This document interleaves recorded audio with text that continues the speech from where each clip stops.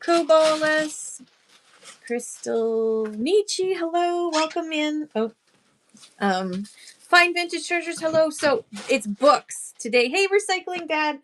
So it is books, and more books. Oh, hang on. There's a dog hair on the screen. Let me just wipe that dog hair off my face. There we go. That's better. Maximus One, hello. So I have so many books to go through. I'm just gonna start like roaring through them because it's insane.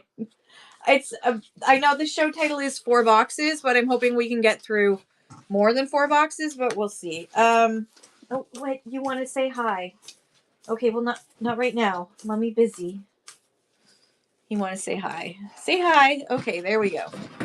So I'm literally unboxing, so I don't know what books we have, but I do know there is one box that is like sports books in it. Hello, big hearted Boo. I love that name. What? No, mommy busy. Can you get down? No. Here, you can have. You just want your toy, don't you? He doesn't really want me. He wants his toy. Okay. So there's a couple of books that I had from my unboxing, so I thought I'd just rerun them in case somebody who's into books is interested in them. So let me just double check the weight on this, and then we're just Loki. Get down. Stay. What is it? Oh. I see. Um,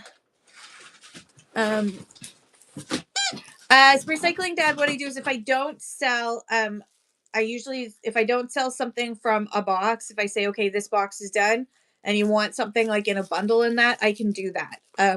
But otherwise I just, put them back in the box of the unsold stuff and then it goes in my pile of boxes and then I bring it back like a couple of years from now. Maybe. I don't know. Sometimes I just donate it. So yeah, because I have like so many to go through. But if you like say, oh, where do you have that kind of book or whatever, then if I've already gone through all the books and I know what book I've got, then I can say, yeah, I've got that. Let me grab it for a second. Okay, this is what he really wanted. It wasn't about me at all. All right. Well, this is a medium book. Medium book. Um, this is 11 Crooked Little Crime Stories. And I'll flip to a page this time. This was paperback. And let's see. I'll flip to a page. Ooh, Dead Man's Drop. I will read part. This is what I do. I read part of the book for 30 seconds. So here we go. $4 if someone's interested in this 100 Crooked Little Crime Stories selected by Robert H. Weinberg, Stefan somebody, and Martin Greenberg. Good for you guys. Sterling Publishing Company. All right, here we go. The sound of the door buzzer didn't merely awaken Carl Munson. It jerked him to an upright position in his sweat-soaked bed. Ooh. Shading his eyes from the sunlight, which streamed through the window, he glanced across at the clock on the dresser. It was 10 minutes after 3. Groggily, he slipped into a robe. At the dresser, he ran a comb through his thinning hair. I know, you want to learn more, don't you? But you can't, because you didn't buy the book. So, sorry, eh? You'll just have to find out some other day. Okay, and then there was also this one from yesterday, which is a small book. Pin. This is Dancing with the Devil, Confessions of an Undercover Agent from the year 2010. The year 2010. Let's see. 30 seconds. Here we go. In this explosive and unforgettable memoir, Luis Diaz tells his gritty, colorful, painful, and even humorous life story. A story with all the raw emotional power and razor's edge danger of Wise Guy or Serpico. From his violent Brooklyn upbringing to becoming one of the DEA's bravest, from his headline-making cases to his accounts of outwitting terrorist groups and leading commando raids on clandestine cocaine labs inside the Bolivian jungle. Ooh, Dancing with the Devil stands as a classic of true crime literature. Good morning, ALR. I just got on. I just got on and we are going through 4 boxes, maybe more, depending on how I do with this. Okay, this next one is called The Carousel Animal. And actually, I love, if you don't know, there is an old carousel just down the street from me. On the cover, C.W. Parker, 1912. Um, in the beautiful, if you've never been to Roseneath, Ontario, which is just around the corner from me, this was done in 1987. First Chronicle Books edition, 1987, printed in Japan. And this is all books today. Today I'm just going to do books. Books, and more books. So if there is a gorgeous carousel in Roseneath, Ontario, which is over 100 years old, and you can still go and ride on it every Sunday. Volunteers from the carousel can I couldn't find the other comics Big Daddies. I'm sorry. I have the ones that I set aside for you if you want. But I've set those ones aside. This does have a storage smell. Just a warning. But this is all about carousel animals. The carousel. The art of the carousel. And it's got gorgeous pictures inside and tells you all about the carousel, which I happen to love. So let's look through these pictures again for 30 Ow! If I don't hit my face. If you've never been on an old carousel, it's an amazing experience. The one in Roseneath, if you don't like loud noises, you should wear some headset phones. Oh, look at that zebra one. Because it is extremely loud. Look at that wabbit. Oh my God, that's an amazing wabbit. Is that a freaking chicken? It is. It is a freaking chicken. Oh my God, where's that from? Denzel Rooster, 1895. Several companies produce rooster. This is last operated Neptune Beach, Alameda, California. I need this rooster. I love carousel. So you can actually come to Roseneath and ride on our carousel. And it was my favorite thing. Okay, children's book now. Switching to a children's book, 4.6. So we go back to small. Go back to small. Here we go. Charlie and the Cheese Monster. Ooh, what happened? Charlie and the Cheese Monster. Dear Lord, there's a cheese monster in this book. Hey, Dave. Thank you so much, Dave. Welcome in, everybody. If you haven't turned on weekly bundling, if you go to your wallet and you just turn on weekly bundling, if you're a Canadian, then anything you buy from me throughout the week, Monday through Sunday, will go in one box and you'll save a ton on shipping. All right, here we go. 30 seconds. I've got 30 seconds. Yes, it's nice to have you here. Thinking, I wonder if Dave's going to be able to make it. Okay, Charlie and the Cheese Monster. Charlie takes a trip in his homemade rocket. He lands on the moon to discover that it really is made of cheese.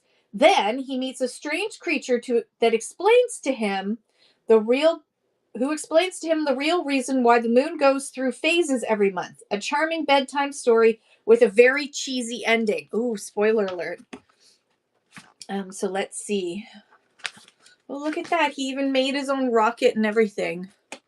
It's so cute. Okay. This next one is not going to be cheap. It's also going to be heavy as poop. It is. Oh my God. It is 7 pounds. So I'm gonna have to put this in massive pin, and it is going to be $20 for this. This is 7.5 pounds. So this is a treasury of art masterpieces. And to make my life easier, what I'm going to do, because this is really heavy and holding it up is not an option, is I'm going to take you off of the holder for a second so I can show this to you. Okay. Switch. Okay, so a treasure of art masterpieces from the Renaissance to the present day. MCM 1939. So this is from 1939. Simon and Schuster. First printing, 1939, with a foreword. And then it has, hang on, after we get through the table of contents.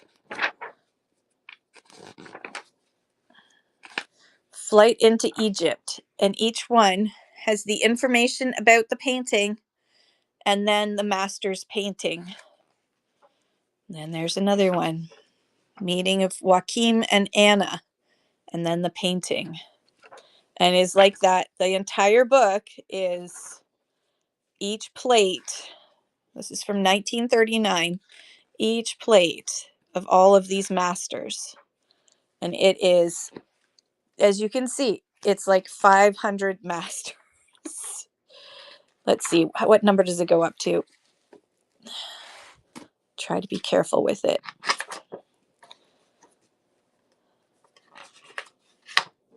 That's plate 121. Oh, everybody look away for a sec. Look at my mess instead. The Lion Storm. Wooden Horses. 19, that's 143 plates. 144 plates. Woman with Plants. Oh, she's interesting. So that's 144. There are 144 master plates, master paintings in here. Wooden Horses, that's called. Speaking of the carousel. So anyway, so there, I'm going to run it for 30 seconds and we will just glance through this. That was art. So, oh, that's cool. That's called November Evening by Charles McSorley's Bar. So this is one of these books that's, oh, look at that. A Man of Opinion.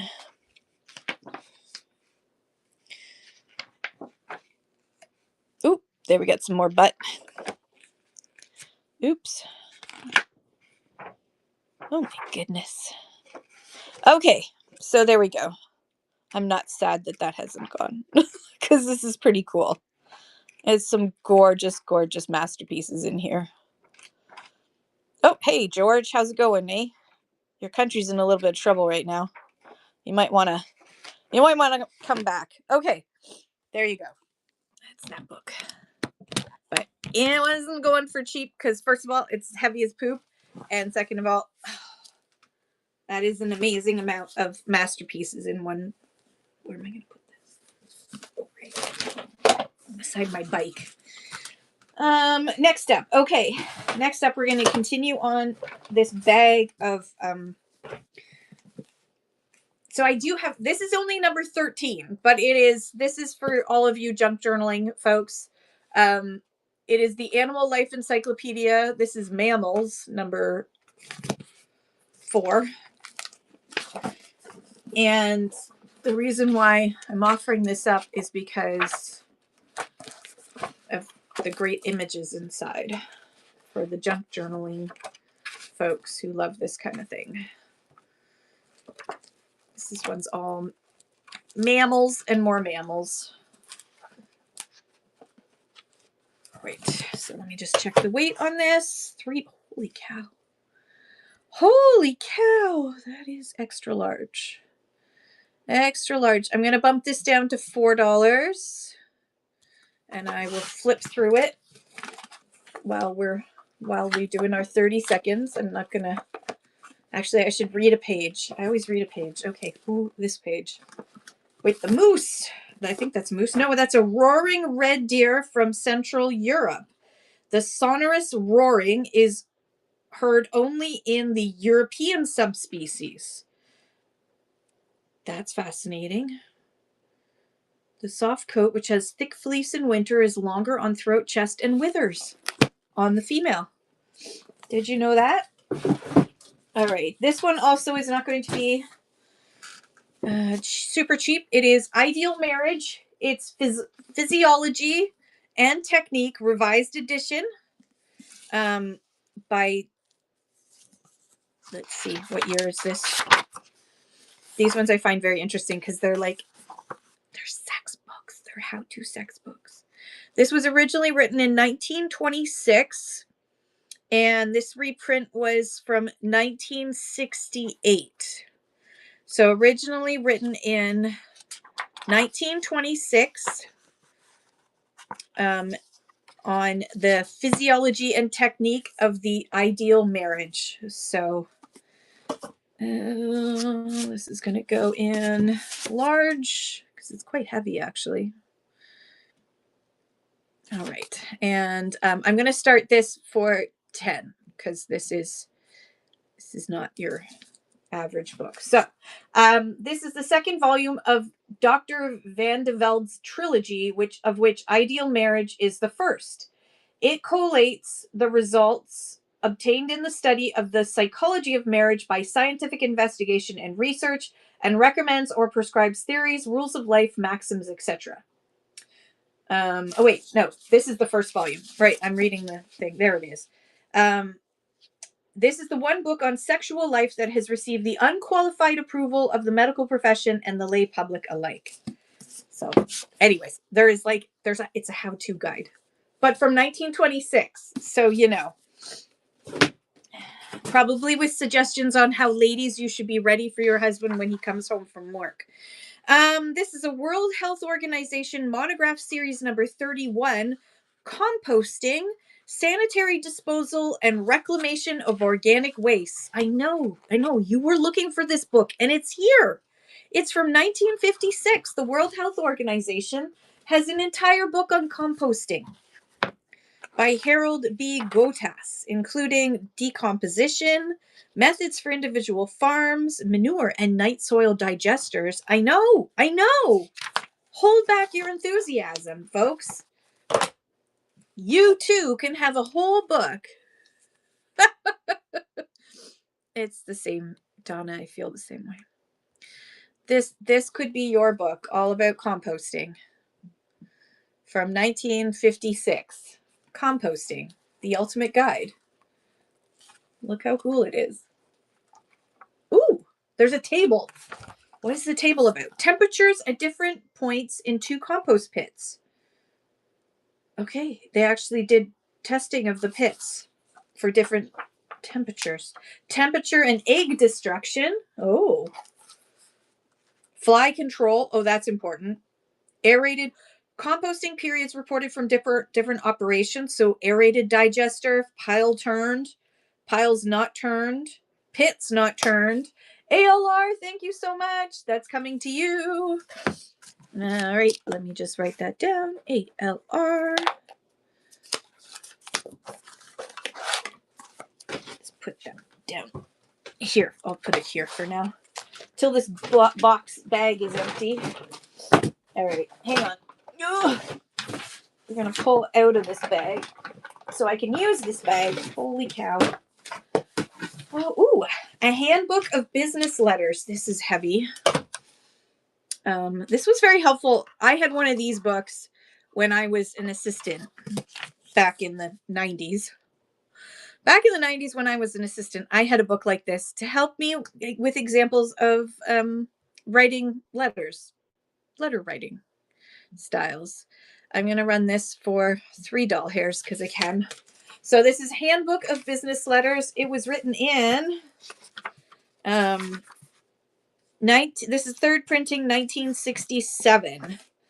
Actually, I like the old typography. Look at the setting up your letterhead, all these examples of letterheads.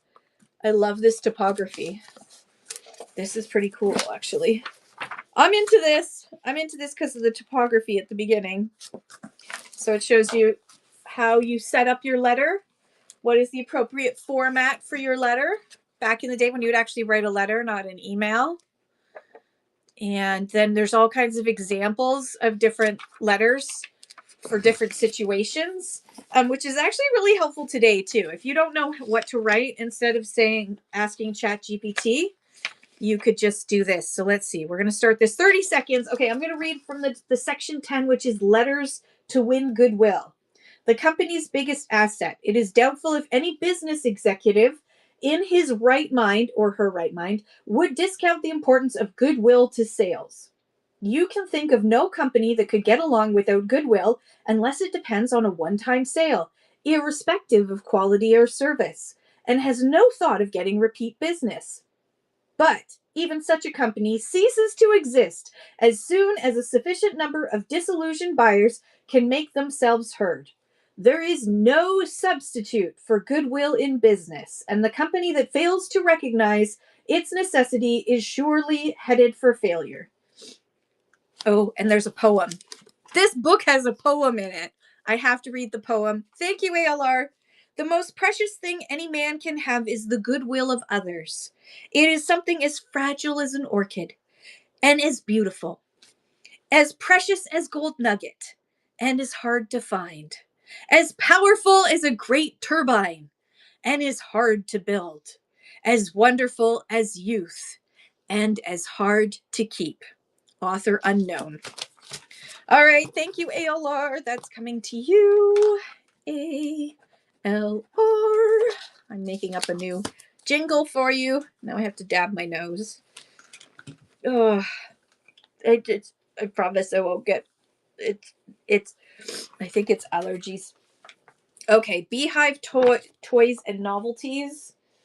This is a cute little Beehive ideas in smart handbags as well.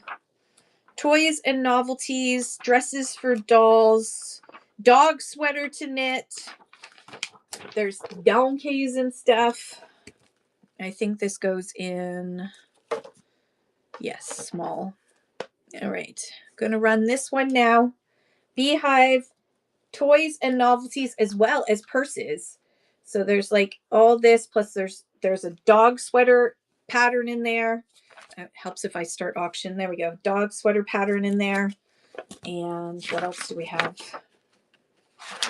Ooh, a lampshade. A lampshade. I've always wanted a lampshade that was knitted. I've never seen a knitted lampshade before. Oh, knitted cushion. Fair Isle embroidery. Some really cool knitted purses. Oh, tea cozies, very important. Who had a grandma with a tea cozy? My grandma had like 4 different tea cozies, even though she preferred coffee. Ethel Merman Gypsy, a new musical. When was this? David. So it does have some staining at the, like, water damage at the top here. Just to be aware. What year does this say? Printed in. It does not say the year. But look at this. Look at this poster for it. Ethel Merman in Gypsy, and it's the musical program that you would have bought if you went to see Ethel Merman in Gypsy. All right, $2 for Ethel Merman. Let's read a little bit.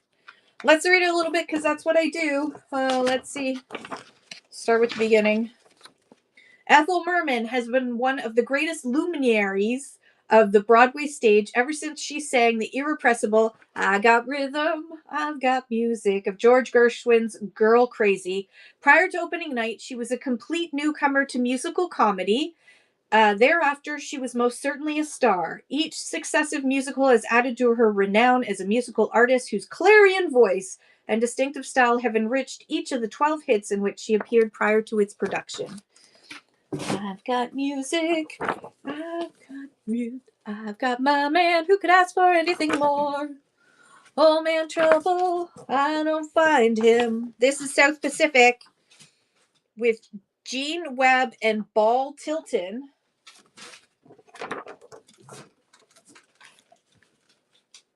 Gene Webb, Ball Tilton. There they are. Awards for South Pacific on the back. So this is a South Pacific program from what year? We don't know. This can be purchased by Al Greenstone. Oh my gosh. I don't see it anywhere. Look how cool these are amazing pictures inside here. How South Pacific was written by Oscar Hammerstein III. Ooh, all right. New Tales of South Pacific. Oh, I gotta stop reading. I'm too interested. These books are too interesting. Okay, so this is an old South Pacific program. Oscar Hammerstein II says, as my temples become tinged with gray, only tinged, you understand, I become more and more convinced that no writer creates anything, and no good writer tries. He knows he is an agent of the world he lives in, the world of his time and of centuries before his time. What and who created this one musical play? The libretto derives from a book, Tales of the South Pacific, a group of stories which a year or two ago won the Pulitzer Prize for fiction. There you go. Tales from... Ooh, Sound of Music. The hills are alive with the sound of music.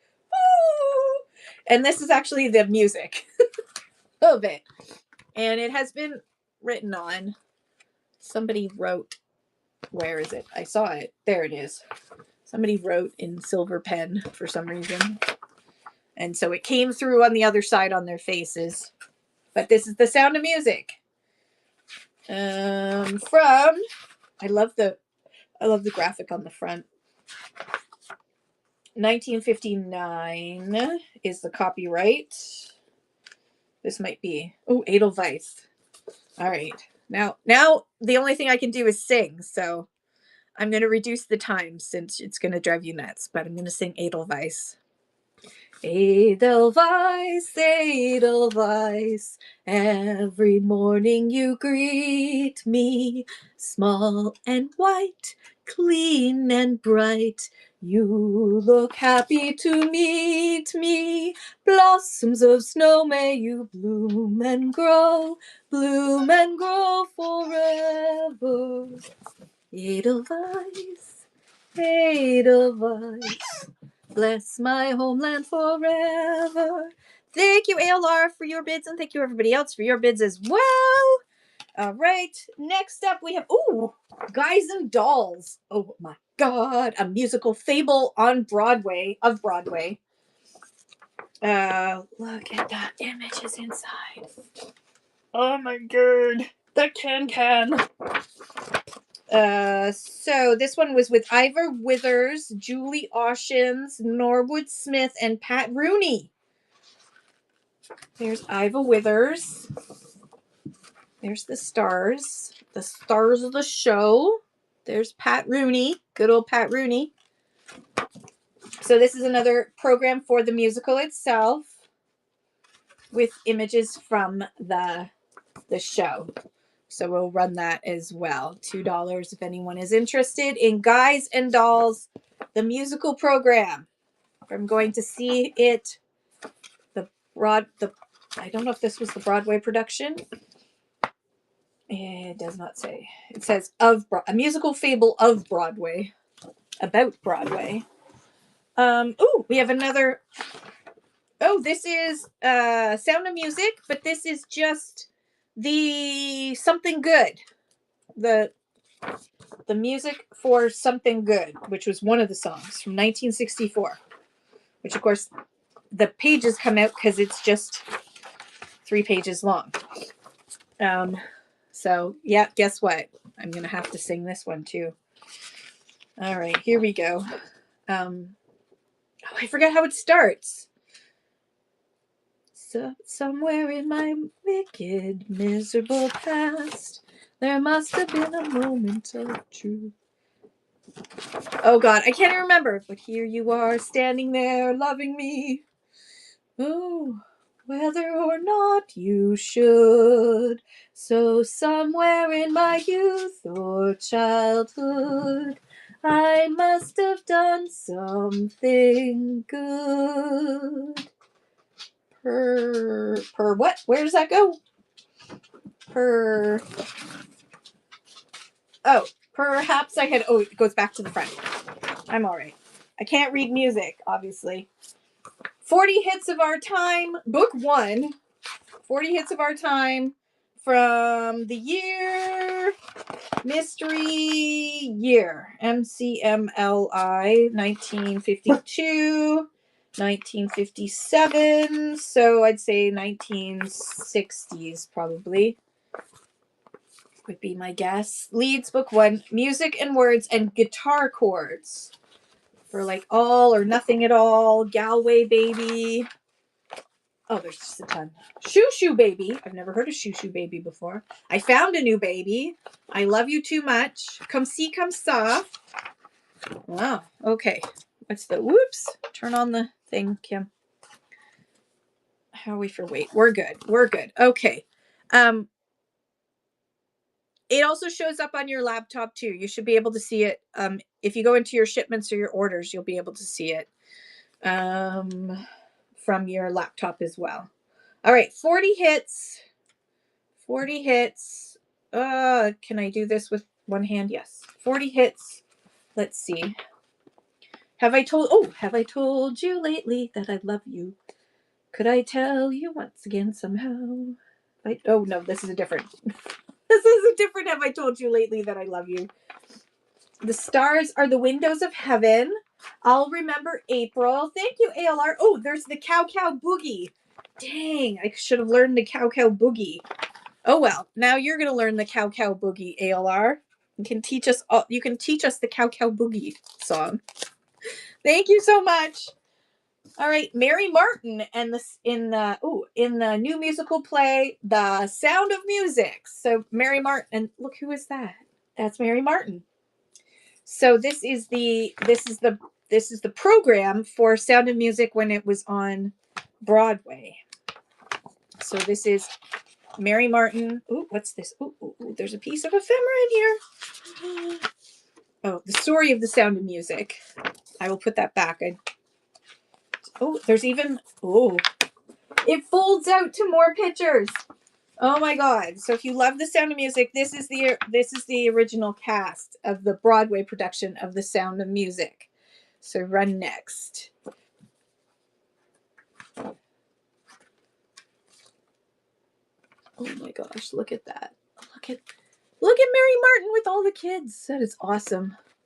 I loved watching this movie when I was a kid. Hey, Pac-Man girl. Thank you, ALR. That one is coming to you as well. Putting that story of it back in there. That is so cool. Okay. Oh, The Music Man. America's Happiest Musical. As opposed to another one, which was America's Most Miserable Musical. So there's that cover. The Music Man. And so this is another program for the musical. So if you went to the theater, you could buy this program. So I will run that next as well. That is running the musical program for The Music Man.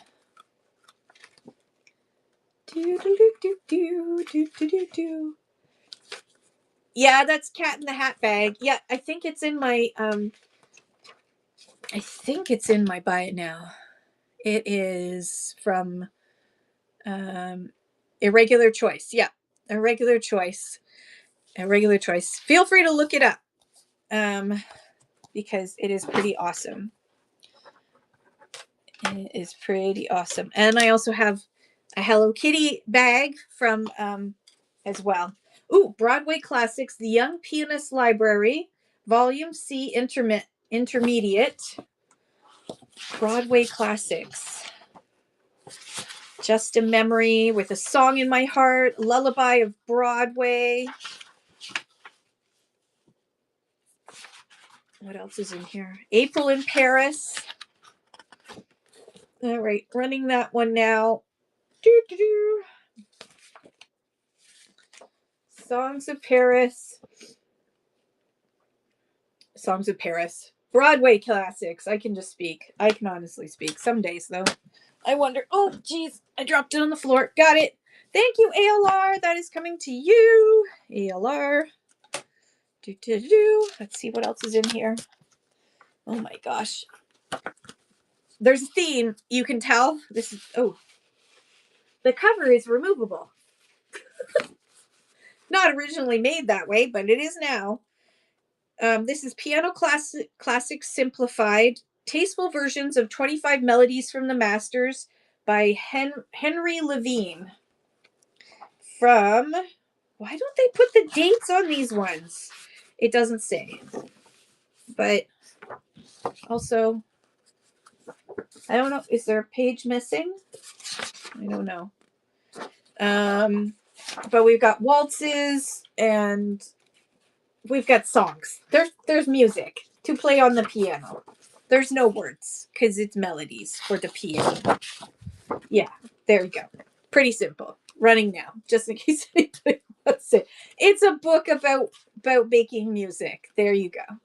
I can't read this because I don't know piano language. You know what I mean. I cannot speak. Otherwise, actually, it would probably sound really boring if I was like A B G F sharp ALR. Thank you so much. I guess I could try. It's been a long time. Ugh, dab my nose. The Hello Kitty one? Yes, so the house opens up. It does have a line right here, and there's a little smudge right there. So it's not in perfect condition. But it opens up, and then you can move Hello Kitty around in the house. It's a house. The other side's different, but this side, it's a purse. It's a purse, but it's also a house. So Hello Kitty gets to hang out in her house. Let me just move her back over to here so she can look out the window. There you go. So she's now in a different part of her house. It is so super cute. And that one's hard to find. That one's not in perfect condition, but it's hard to find.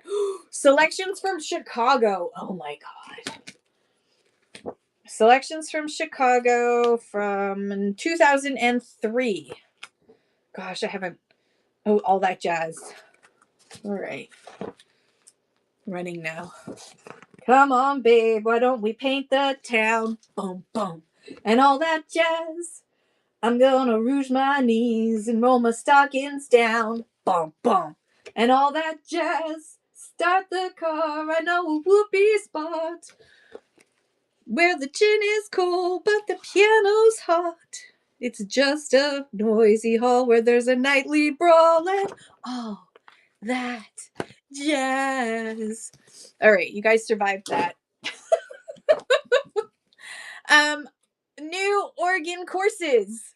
New organ courses. If you have an organ and you need to learn how to play it, well, I've got the book for you. Even shows you where to put your fingies to play it and the pedal practice and stuff. And there's notes from whoever played it. Whoever had this book first, they made notes for you. So you know who needs a book. Thank you, ALR. It's so cool. I have a piano downstairs that is used to display Blue Mountain pottery.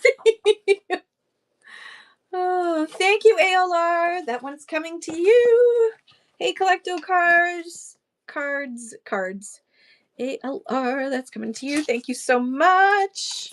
You can also play the organ. What's this one? Organ Learning System, a new three-way approach to having fun with music. Ooh, by Baldwin. Also the cover. The cover was removed at some point, probably because it was easier. So it's from your Baldwin Organ company, and it's a how-to and practice and everything. So no, we're not gonna bark at the people. We're not gonna do it. We're gonna resist the urge to bark at the people. Oi, where's your toy? Where's Trump? Romeo?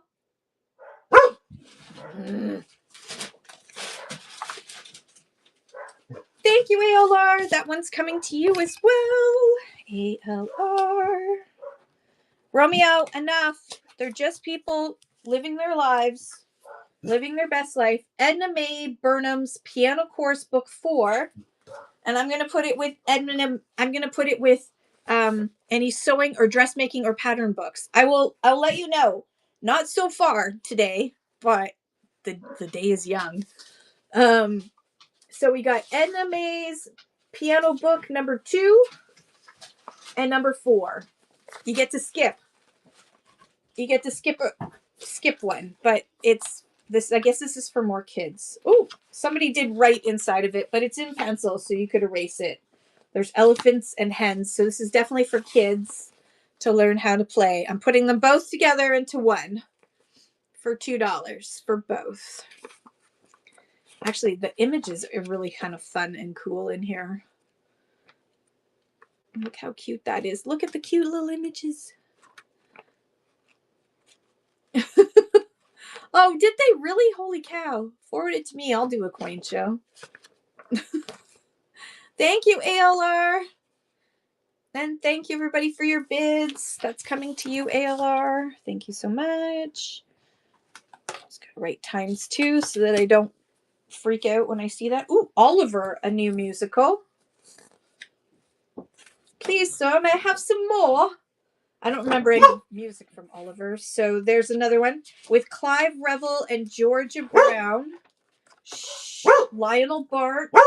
Hey, stop. Peter Coe. Georgia Brown. Clive Revill. So Oliver, I love this cover. Musical program from I don't know what year. A long time ago when the earth was green. That's the year. These are kind of cool. I might put all the musicals together into one at some point. All right. Oh, okay. I'm gonna put. I think this is it for for music. Well, no. All right. We have Piano Book 3, and then also Grade 1 Piano Forte from the Royal Conservatory of Music. I'm gonna put those two together. They've got really pretty. If you're there for the ephemera, then there's some great ephemera in there. But there's also, it's also good for learning. It can be learning, or it can be for ephemering. It's up to you. So again, there is pencil notes in there, but they can be erased. Clearly, those were little notes by the teacher for this person who then saved theirs. Thank you so much, ALR. That's coming to you as well. I'm just going to write ×4. ×4, 2 orders. So I remember. All right, and then we have Jazz with a CD. Jazz Play Along for Flute. So, because everyone needs a jazz flute. Do they? I don't know. ALR, look at that. You've unlocked free range. You're now a free range chicken. Woohoo! Congratulations. You have more coupons to use. Okay. Jazz Play Along for Flute, which some, I guess, would say flute and jazz do not go together, but no, they do. They do. And here's the proof. This is just one of the many flute books you could buy, and it has the CD, so you can flute along with, and it's got Night in Tunisia, Bernie's Tune, Fly Me to the Moon, One Note Samba, etc. Thank you, ALR. All right, we're almost done the music. We are done the music. We're done the music. So go up top, ALR, to the crown, or the, I guess it's an egg type, or it's a chicken type thing for you. Just click on that, and then you'll have a whole bunch of coupons. You can just start redeeming like crazy. It'll take you a while to redeem them all, because I do give a fair amount of coupons. All right, we've got a hockey book, a hockey magazine, I should say. Beckett Hockey Collector from 2002, and it says there's a poster inside, but is the poster still there? Be a Player, first edition, 2002. Okay, I'm gonna put that with something else, because it's just a collector book. All right, we're gonna go with this one, the 2014. Now it does have some issues right there. This is the 2014 winter 2014 50th anniversary swimsuit issue. There's a lot of peaches going on there. So 50th anniversary swimsuit edition, which had 2 covers for some reason. Oh man. Okay, so 50th anniversary swimsuit edition. Let me just swimsuit issue, I should say. I need to bump this up into medium, so we are no longer lightweight. All right, so I'm just gonna flip through the pages instead of reading it, because I don't know if this is a book that you really read, or is it just you're just there for the pictures? I don't know. Those peaches are heavy. There's some heavy peaches. There's too many peaches in here. That's the problem. Lots of silicone, I think. Okay, and then we have Sports Illustrated. Double check the weight. Yep, Sports Illustrated. Greatest feats, sports most unforgettable accomplishments. From what year, Kim? You got this. You can figure this out. 2002. 2002 Sports Illustrated greatest feats. Any girly magazines? Well, teenish. No. Not yet. Not yet, but there was one with girls on it, but different type of girls. More like girls on film. Thank you, ALR. That's coming to you. That's a very cool one. Okay, and then we have ceramics. This is, I don't know what language this is. I think this, oh God, I don't want to guess. I don't want to guess and embarrass myself. Anyways, I think it it's okay. I was just showing the peaches. The peaches. There were lots of peaches on that. Yeah. Okay, so anyways, this is a book about ceramics. And I can't read it because it's not in English. So I can't read it to you. So, yeah. Book about ceramics. For ceramic collectors who can speak whatever language this is. And I apologize, but I don't know what language that is. It's, I think, like that's ceramic, I think. So, Zolsnai, is that Hungarian? Solnay. Anyways, not my English. Oh, hang on. Oh, this one's kind of cool. Oh, this one's really interesting.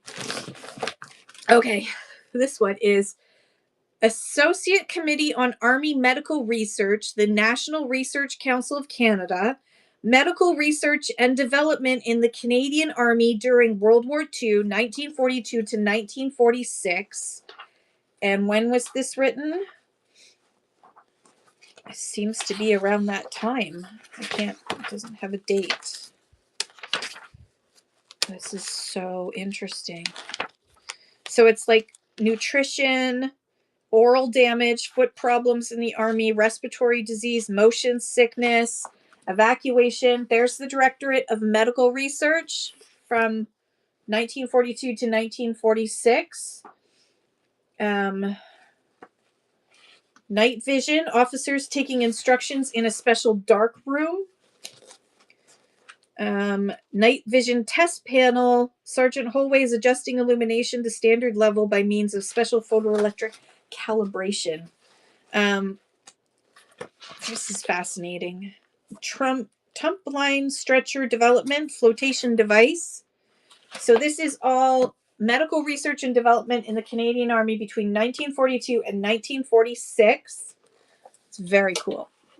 So yeah, during World War II, I don't know if it was published after World War II, or, well, it was obviously published after World War II because 1946 was after World War II. I just don't know any more about it than that. But there's Prince Albert ration trials for, they did different the Prince Albert Arctic ration trials. I will read this part. I'm going to run this for $6, and I'm going to give myself 30 seconds so I can read about the Prince Albert ration trials. There's a doctor figuring it all out while he smokes a pipe, of course, because that's what you did if you were a doctor. All right. In the summer of 1943, a small comparative trial of emergency rations was carried out at the bushfighting school in Maniwaki, Quebec. And while the results were not productive, the personnel employed gained experience, which is of great use in the cold weather trials carried out north of Prince Albert, Saskatchewan during the following winter of 43-44. The latter was an ambitious comparative trial of 9 Canadian, U.S. Army, and British compact rations. It was part of a large inter-service Arctic trial of material of war carried out for the Canadian, British, and United States Army. So they were like testing out different rations, and they lived in the field under rugged subarctic conditions with temperatures going blah, blah, blah. So basically, they figured out which was the best rations.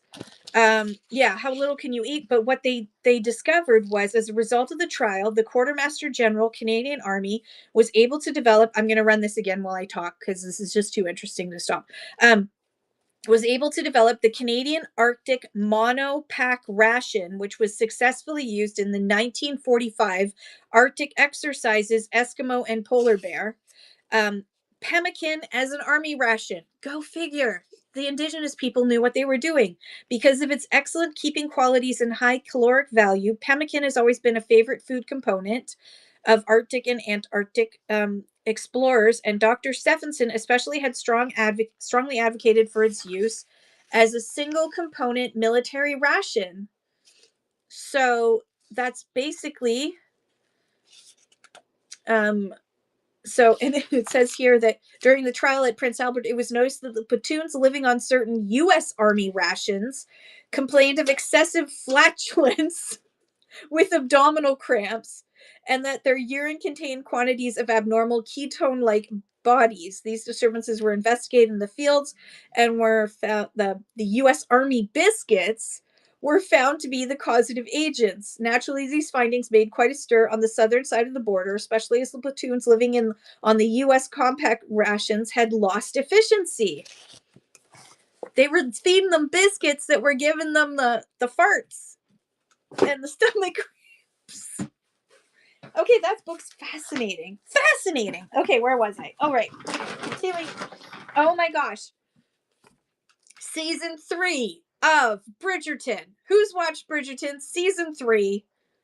Because you will understand this. When I show this book, you will understand which character in Bridgerton Season 3 probably wished he could have written this book. And if you don't know, that's okay. I will forgive you. Pin. All right. I'm not going to run it for $20. I'm only going to run this for $5, but it is super heavy. It's over 5 pounds. The Great Auk. There was a character whose favorite, he was studying the Great Auk. And this has a $6 price tag on it inside, but no, we're not doing that. So here it is in all its glory. An entire book all about the Great Auk. The Great Auk, which almost, did it become extinct? Hang on.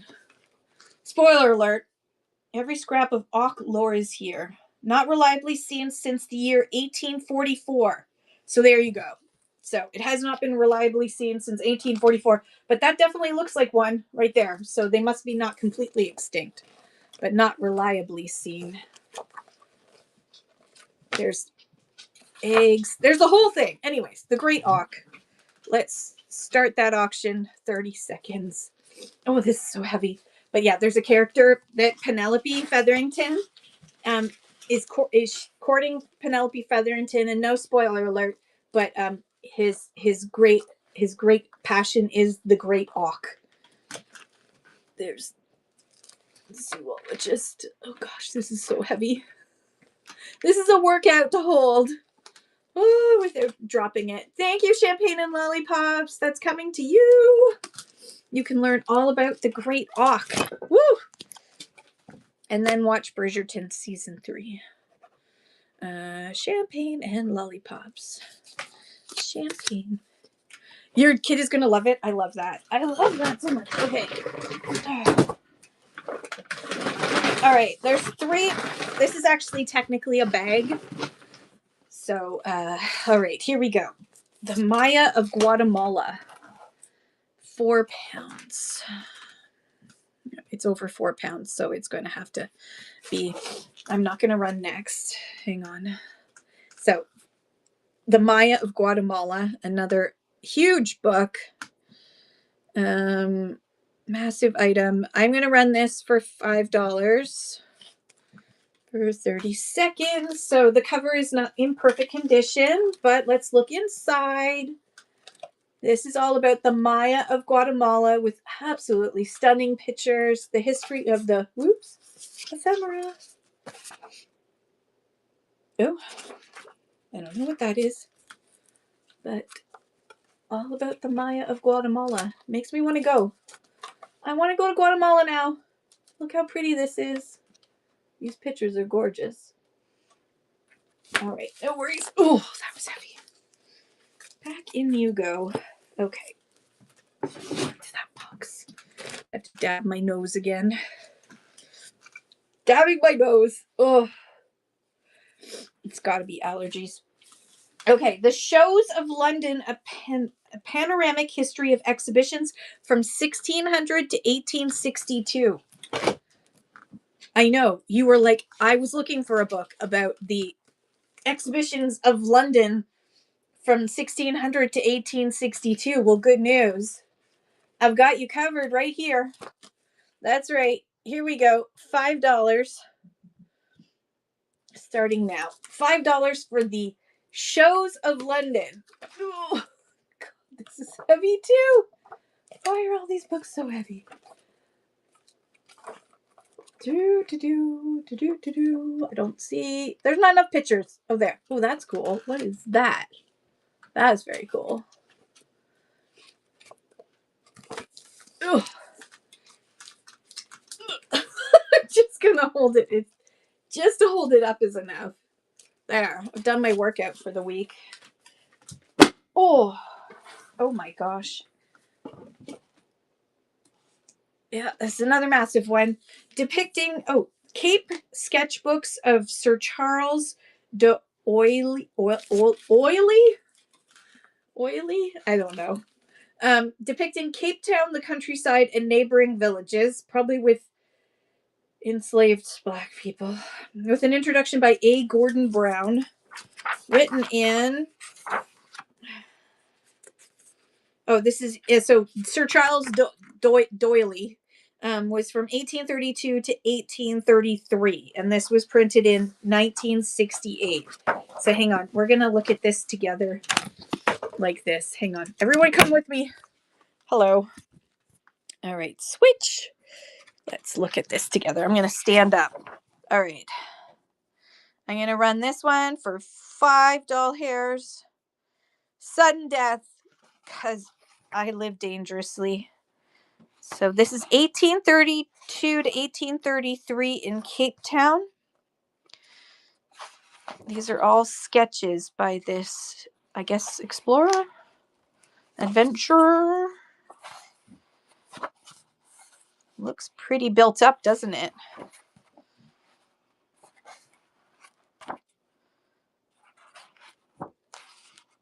Looks actually quite pretty. There we go. Okay. That's done.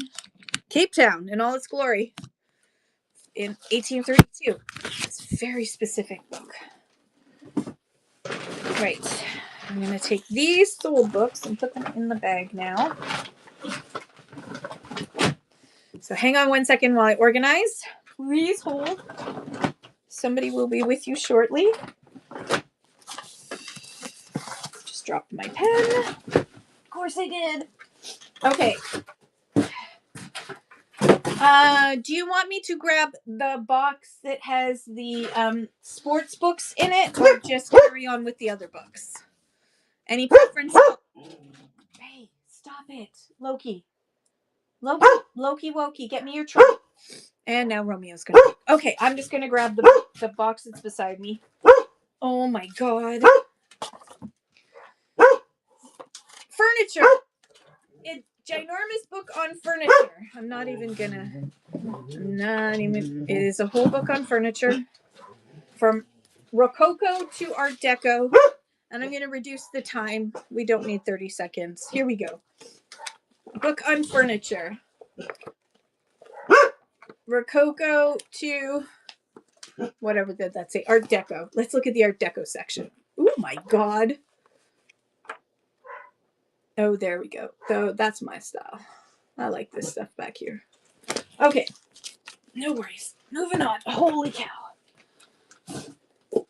The Roman Remains, John Izard Middleton's Visual Souvenirs from 1820 to 1823, which with additional views in Italy, France, and Switzerland, edited with essays and catalog commentary by Charles R. Mack and Lynn Robertson.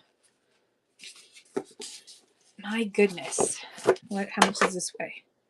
Oh, good. We can go down to extra large. Let me just change the weight. We are now down a weight size. I'm going to run this for 5 doll hairs. So this is the Roman Remains, John Izard Middleton's Visual Souvenirs of Roman Remains. And that is running now. From 1820 to 1823. Visual Souvenirs.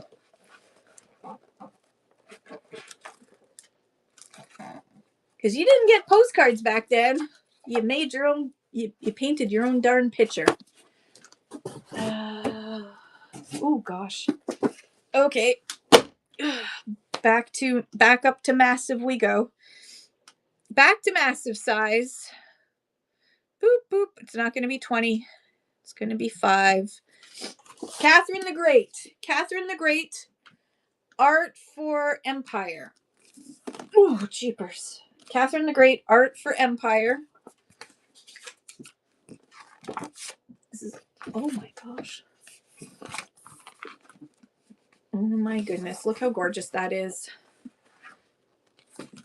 Catherine the Great was a huge, oh my god, that's gorgeous. She was a very, very rich woman, and she spent a lot of money on art. And so this is basically the catalog of a lot of her collection. So I will run that now for 15 seconds. It is running now. Catherine the Great, Art for Empire.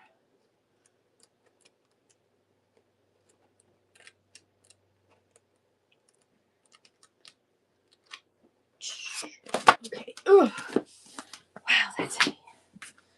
Ooh. Chevrolet GMC 1954 Trucks Maintenance Manual. And this goes in extra large. So let me just pull that up. Extra large. I'm going to run that now. So 1954 Trucks Manual, Repair Manual. If you know anyone who is a gearhead, this is something they're going to want. This is the repair manual for trucks. 1954 cars, just trucks. Chevrolet and GMC. Thank you, ALR. That's coming to you. That is an awesome book. My dad was a car guy, so he had all the original manuals for all the cars he owned. It was very important to him that he had the original manuals. Oh, The Rape of Ethiopia, 1963. No, 1936. Written in 1971 by A.J. Barker. Politics in Action, series number 4. This goes too small. I will read it quickly. The League of Nations noted and deplored the act of fascist aggression while the bombers sprayed mustard gas and fighters machine gunned the fleeing survivors of the Ethiopian army. Emperor Haile Selassie went to plead before the guardians of international justice in vain.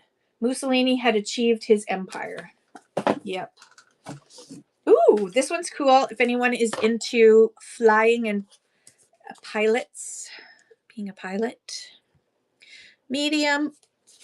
This is the Pilot's Night Flying Handbook. A complete illustrated guide to the techniques and safety procedures of night flying for the private pilot. Written in 1976. 1976. Running now. How to outfit the airplane for night flying, understanding lights at night, learning the special effects of vision and vertigo at night. The first night flight, nighttime navigation, cross country after dark. It's all there. Thank you, ALR. ALR. All right. Next up in this box, we have All Quiet on the Western Front, the illustrated edition from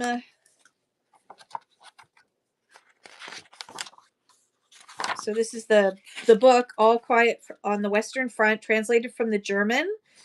This is the illustrated edition from 19. Come on. This says first edition. Photographs by yada yada yada yada yada yada. Well, it's post 1970. 1996. Photographs copyright 1956, but 1996, I should say. So All Quiet on the Western Front, which is illustrated. So you have all kinds of photographs to go with the book. Which there's a movie you can watch on this medium. I'm going to run this now. Running for $4. All Quiet on the Western Front, the illustrated edition. Great if you like someone who loves World War I and military history. This one is for them. All right, next up we have in our Graham's collection, oh God, The Western Front Then and Now, from Mons to the Marne and Back. This is in large. Boop. So this is, what year is this? 1992, printed in Great Britain. This is the companion to John Gill's earlier volumes, starting with the spark that ignited the war, the outline of events, yada, yada, yada. Anyways, World War I. World War I history, large book, 15 seconds starting now. This is The Western Front Then and Now. Another World War I with battlefield information, which is very cool. Okay, next up we have Flanders Then and Now, including Passchendaele. I'm just going to run this. I think this is lighter weight. Yes, this can go in. Nope, this can go in the same weight. It's the same weight. Okay. This is Flanders Then and Now. So this is more World War I battlefield information. World War I. So cool. Actually took a course. I took multiple history courses on the First and Second World Wars in university. Oh, here's another one. This is sorry, hang on. Gotta just dab my nose. Okay. Before Endeavors Fade by Rose M. Coombs, A Guide to the Battlefields of World War I. The First World War. Revised edition. This was printed in 1990.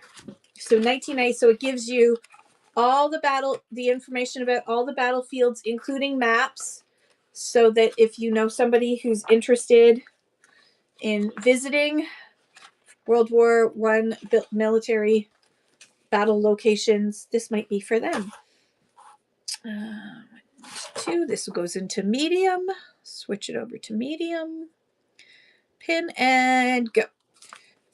Starting now, 4 doll hairs, Before Endeavors Fade, a guide to the battlefields of the First World War. With images of each of the battlefields, as well as historical images. Okay, and then we have another World War I one. World War I. This is just about World War I, period. All the things World War I. It does have some damage on the cover. Inside, oh, look at that stash. That's an epic stash. It's got all the details about the battlefields, the propaganda, what happened in Russia during this time. Like, a lot of changes happened to the world from one war. And this is running now. World War One. Magnus by Marika, thank you for the raid. Welcome in, everybody. Thank you so much for joining, everyone. Please follow Magnus by Marika. Hello, hello, friends. Thank you so much. Marika, you could have picked from thousands of people and you picked me. I'm extremely honored. Thank you so much for the raid. Everyone, please follow and bookmark Magnus by Marika.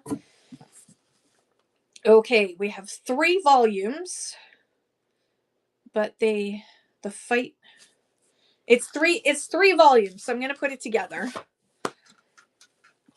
Which is going to put it in the massive category. If it doesn't sell as 3 volumes and you want it separate, let me know. This is Royal Air Force 1939 to 1945, Volume 2, The Fight Avails. So this is from 1954, the Royal Air Force. So this is Volume 2. And this one is The Fight is Won, Volume 3. And this was from the Royal Canadian Air Force Central Library, which is kind of cool. And I assume this is Volume 1. Yeah, Volume 1, The Fight at Odds. So you get Volumes 1, 2, and 3 of the Royal Air Force, UK Royal Air Force, the history during all the information, the battles from World War II. And you get all 3 volumes, so I'm putting that at $12 for all 3 volumes of this Royal Air Force collector's books with I'm going to open up this one. So this is the Royal Air Force Volume 1, The Fight at Odds. All right. No worries. We have killed another box, so it's time to grab another box. So hang on 1 second while I reset here. If there's something from this box that you'd like me to rerun, yell it out and let me know, and I will grab it. Otherwise, we're going to move to the next box, which I'll just grab that box now. And if you type, that's okay. It's not too late if you type and say, I'd want something. All right. Oh my God. Ow. Okay. I'm back. Oh, I need a plug for my nose. Okay. All right. There's a lot of sports books here, but I'm gonna pull out the. Actually, I'll just do it in order. I'm just gonna grab a handful, and we're just gonna go as fast as we can. All right. The history of the Royal Agricultural Winter Fair from 1968. If you are someone who's into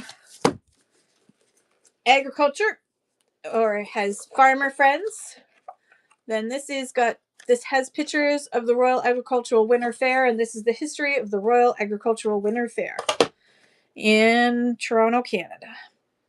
And this is a medium. All right, I'm gonna start that. 15 seconds for the Royal Agricultural Winter Fair history book from 1968. Oh, look at that. Wow, nice brooch. Hello, everybody. Welcome in. I am currently running through books and more books and then a few more books. And then after that, we're going to look at some more books. And if we have a chance, we'll look at some more books. Oh, welcome back, Michael Jordan. Commemorative edition. I didn't know he was gone. Okay, this is a medium book as well. Welcome back, Michael.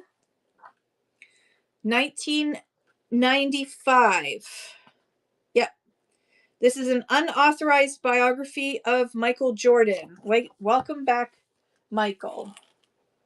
Says Chicago Bulls 1984 to 1993. A 2,000-pound statue of Michael was and his number was retired, but it says welcome back. I don't know. Did he come back? What do I not? I don't know enough. So 1995 book about Michael Jordan. I'm not going to crack it open too far because I don't want to wreck it. 15 seconds for the Michael Jordan book. 1995, welcome back, Michael Jordan book. Has he really been around for that long? Am I that old? I am that old, aren't I? I'm that old. Okay. The First Steps in Ballet, a foreword by some guy. First Steps in Ballet is ideal book for all young readers who have an interest in ballet or who may actually be going to classes themselves. Oh, and it teaches you all. I just feel like Michael Jordan just seems like, I don't know, doesn't seem like that old. Like he could possibly be that old. All right. 15 seconds for First Steps in Ballet, an introductory book for anyone who's a ballet enthusiast and teaches you different moves. Ooh, look at that. That's kind of cool, actually. Thank you, ALR. That's coming to you. ALR. Alrighty. Next, we have an introduction to windsurfing. That's right, windsurfing. An introduction to windsurfing. I'm just going to double check the weight because I don't want to make a mess of my shipping later. An introduction to windsurfing is running now. You too can learn all. I know there's so much. It's like this is the thing about when I get stuff from auctions. Like this actually gives you like a step-by-step guide, including pictures on how to get yourself up. I don't like getting my face wet, so thank you, ALR. I dropped the soap again. Oh, I got it. ALR, an introduction to windsurfing. But wait, there's even more. Freestyle windsurfing with full action photo sequences. That's right. Full action photo sequences so you can learn freestyle. Yes. Yes, Danny, freestyle. Freestyle windsurfing. You thought the other one was interesting. No, this one is freestyle windsurfing with full action sequences. Look at that. I just, no, I'd be in. I would not be able to do this. Look at that. How cool is that? Thank you so much, ALR. That's coming to you as well.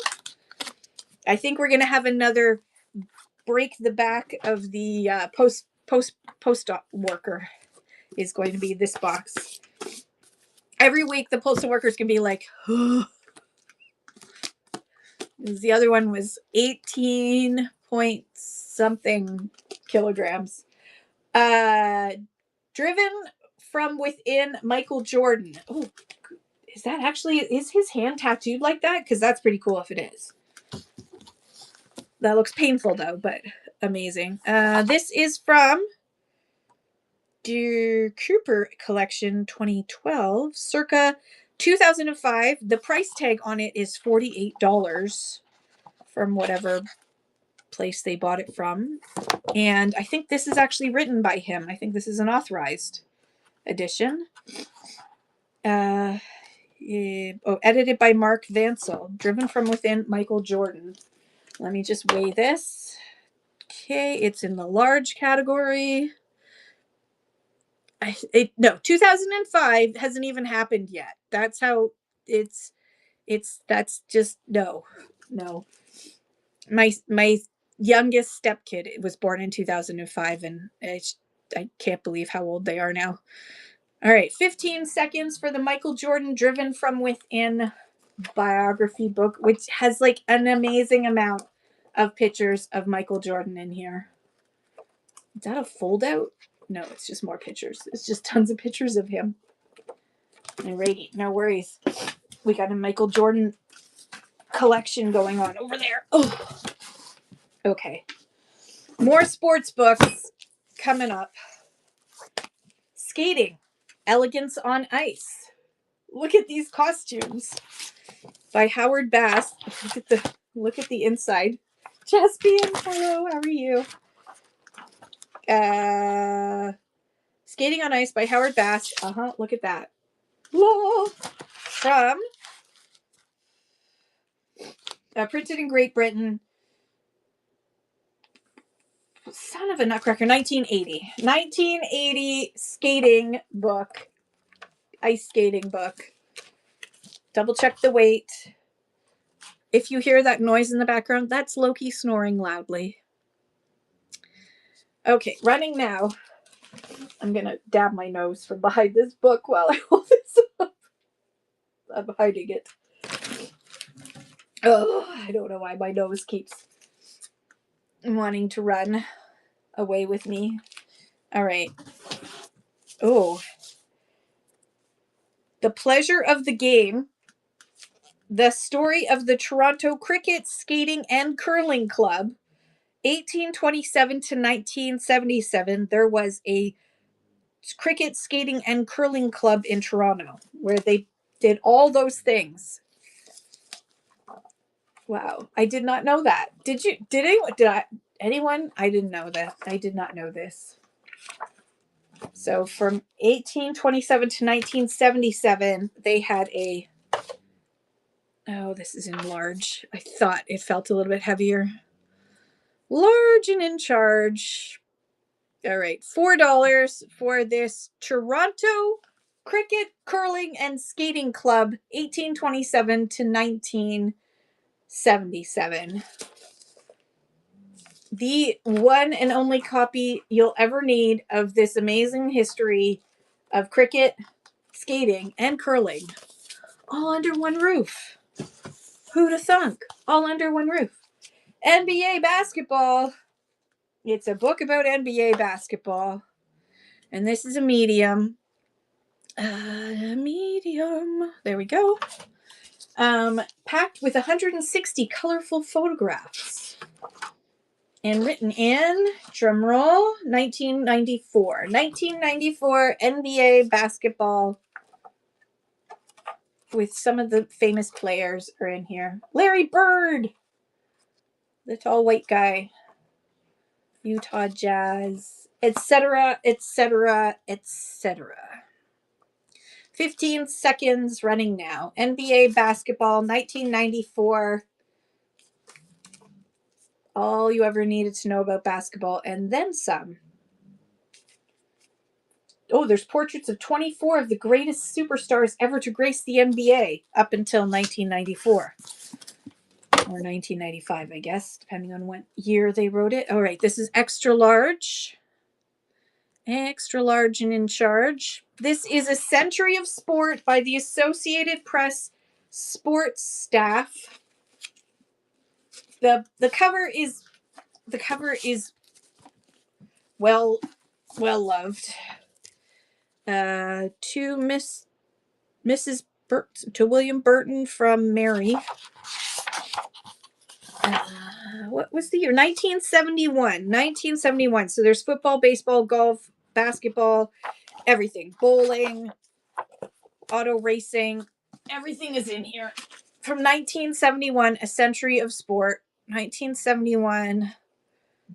$5 starting now. Oh.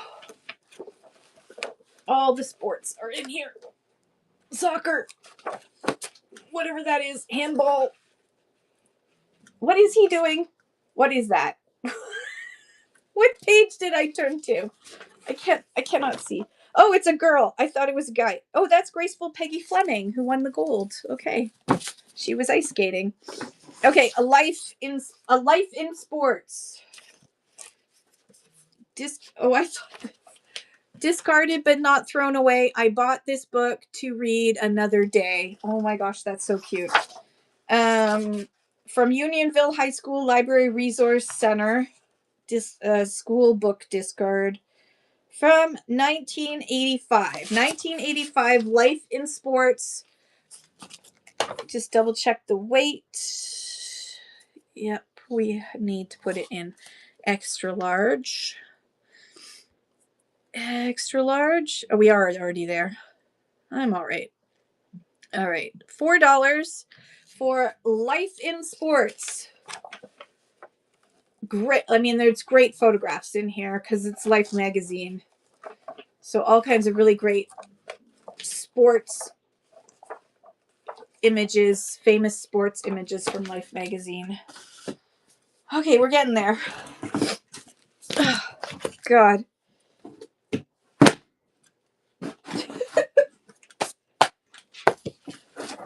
Holy, oh my God. This one's massive. All right, here's a massive one. Can't even. So heavy. 20th Century Baseball Chronicle. It's massive. It's just massive. I'm trying to hold this up. It is so freaking. All right, starting now. Baseball Chronicle, 20th Century Baseball Chronicle. All the baseball information you could ever need. Holy cow. This is huge and heavy. Oh, okay. Oh, ow. ESPN Sports Century. ESPN Sports Century, written in, drumroll. Oh my gosh. There's a lot of pictures in here. It doesn't say. I can't find it. I give up. Circa 1999. ESPN Sports Century. It is full of pictures. This is another one of these super heavy books, full of pictures. This can go in extra large. Pin. Okay, ESPN Sports Century 1999. And all kinds of amazing images of different sporting events in history. It's kind of cool. Okay. Today's sports books are not of interest, and that's okay. We're almost done. Honest, everybody. We're almost done this box. A Controlled Media Corporation publication. This is the Toronto history, it seems. Baseball's back in town. This is the Toronto history of baseball from organized baseball arrives in 1885 through to the Blue Jays. So look at this. General Abner Doubleday did not invent baseball, but he never claimed he did. Hall of Fame is located in Doubleday's hometown of Cooperstown. So this is the history of baseball in Toronto, the Toronto area. Where is that? Extra large. No. Large. Running now. Baseball's back in town with the history of baseball in the greater Toronto area. This is actually pretty cool right here. I guess those are all native players. I don't know. Ugh, stupid nose. The sports card, the Sports Hall of Shame. 1.1. Medium weight. We're getting there. It's almost 3 o'clock. And it's starting to get dark in here. All right. So this was written in. Oh, it's got a little in. Dear Mr. Carter, this year was surely nothing to be ashamed about. Thank you for all your time and effort to make this season as fun and rewarding as possible. Sincerely, Stephen Gervais, number 91. Oh, that's sweet. 1987. Written in 1987, the Sports Hall of Shame. Running now. From the first Olympic Games in Greece to the 18th hole at the U.S. Open, there have been feats of skill, courage, and endurance, and fiascos, goof-ups, and bubble-headed plays. Here's the definitive, funniest tribute to the wackiest moments in sports. The most comprehensive encyclopedia of blunders across the sporting spectrum. Okay. 3 more sports books to go, and then we're going to go on to another box. 3 over 3 pounds, so we are looking at large. Boop. Oops. Boop. Okay, the Heisman Trophy. The history of the Heisman Trophy from the Heisman, a symbol of excellence, from 1984, with a foreword by John Brady. I don't know if he's related, but to Tom Brady, but the Heisman Trophy, a history of the Heisman Trophy, football. Okay. This is perfect for Super Bowl Sunday. The top NFL top 40, the greatest pro football games of all time, written in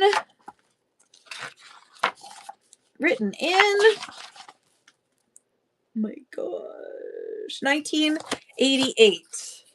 1988. I assume this is also, yeah. It does need to be. Maybe it will become a Super Bowl one. Oh, this is so heavy. There's one other football book in here. This one is the NFL Top 40 games. Ow. My arms are starting to get tired. My arms are tiring out. Okay, The Pros, a documentary of professional football in America. Okay. A documentary of professional football in America. The cover has been taped a million times. Circa 1960. Written in 1960. Okay. So, another football book. Football book. Running now. Oh my gosh. Actually, I love these older illustrations. Not the photos, but the old illustrations. All right. Okay. We did it. We got through another box. All right. BRB, I'm going to grab a new box. I already did that one. Excellent. Holy cow. Oh my gosh, that was so heavy. Did you hear that sound it made? Hang on, I gotta dab my nose again. Sorry, everyone. Oh, okay, everyone have a drink. Everyone stop and have a drink. This is gonna be our last box for the day. Because we've done 1, 2, 3. We've actually technically done 4 boxes, so we're just gonna do one more box. Mises Made Easy, a glossary for Ludwig von Mises's Human Action. I don't know what that means. I don't know what it means. Mises' great treatise, Human Action, is truly the economics Bible for all people. Oh, okay. So this is an economics book. Hey, Angela. Hello, welcome in, everybody. I am running through some books, which are, some of them have been very heavy. This one is not, thankfully. Understanding. This is Mises Made Easy, a glossary for Ludwig von Mises' Human Action. All right, here we go. I'm going to try and read as much as I can. The purpose of this glossary is to define, explain, interpret, and translate all of the book's difficult terms and foreign phrases into simple English words, which will permit human action readers to grasp all the fine but important points that Mises was trying to make in his own scholarly way. There you go. All right. I'm going to make another pile of books here. Grab and go. Ooh, Odell's Architects and Builders Guide. This one's kind of cool. An all-inclusive handbook covering the behavior of heat, light, sound, wind, water, and fire in and on all types of buildings. First edition, 1964. 1964 Architect and Builder's Guide. I kind of like this. This is cool. Running now for 15 seconds. Architect and Builder's Guide from 1964. How neat is that? Thank you, ALR. Learn more, earn more. Odell Guides. Thank you, ALR. That's coming to you. There's my... I knew it went down on the floor again. ALR. All right. Next up we have, How to Drive a Car. 19th edition. And Ask for Lodge, the spark plug. How to Drive a Car. Oh, look at this ad. If it hasn't, it isn't. If it hasn't, it isn't. If it hasn't the name, it isn't a genuine Jubilee clip. This could be you behind the wheel. What year is this? So first published in 1914. This publication is the 19th edition in 1958 of How to Drive a Car. So you've got all of your information on how to drive a car from 1958 with the, I love these little ads that are in it. They will tell you, I think this is printed in Great Britain, so it's going to tell you to drive on the wrong side of the road, but, you know, don't do that. All right, this is a small, so we can move this down to small. I'm not going to start it for $2. I'm going to start it for $5 because it's worth more than $2. How to Drive a Car from 1958. Running now. Look at that. Doesn't she look, she's, okay, who's driving the car? Because, oh, I get it. This could be you behind the wheel. You've got 3 girls in the car. Because if you drive a vehicle, obviously the girls are going to flock to you. Because that's how attraction works. Oh, Lord. Oh, Lord, won't you buy me a Mercedes-Benz? My friends all drive horses. I must make amends. The best of Gregory Clark. Who's Gregory Clark? I think wrote a column for the Toronto Telegram, if I'm not mistaken. It's signed by him. This is him right there, and it's signed by him. OMG! This is published in 1959 by the Ryerson Press. He wrote for Weekend Magazine, which was as far as I remember, is a Telegram magazine that my uncle was the editor of for a while. Yeah, name dropping there. I know. I'm name dropping. Actually, I didn't tell you his name, but anyways, I dropped the fact that, you know, somewhat, you know, not less than 6 degrees of separation between me and this guy. So these are he wrote these like very sweet stories, very, you know, very Canadiana. I wake. The loon has called. It waked me. I look out of the tent. There is mist on the water. The loon dives, and I go out and take the pail. I carry it down to the water and fill the pail. I wash my eyes and my mouth with water. Okay, this is the boring part. I picked a really bad part of the book. Honestly, his writing's better than that. Sitting on the Curb by Kay Chu Marshall. There she is. There's Kay. Everyone say hi, Kay. Hello, everyone. Sitting on the Curb by Kay Chu Marshall. She was born in 1910, and she always claimed that she grew up 50 years behind the times. She wrote essays in the Brantford Expositor and the Paris Star from 1946 to 1959. So she's an Ontario author who columnist who wrote, look at that, no parking. Like that image. All right, I'm just going to run this. Wait, what's the weight? Yeah, medium book. Running now. So this is Brantford and Paris, Ontario.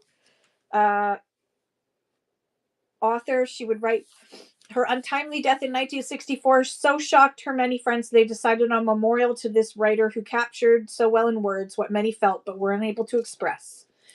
That's kind of sweet.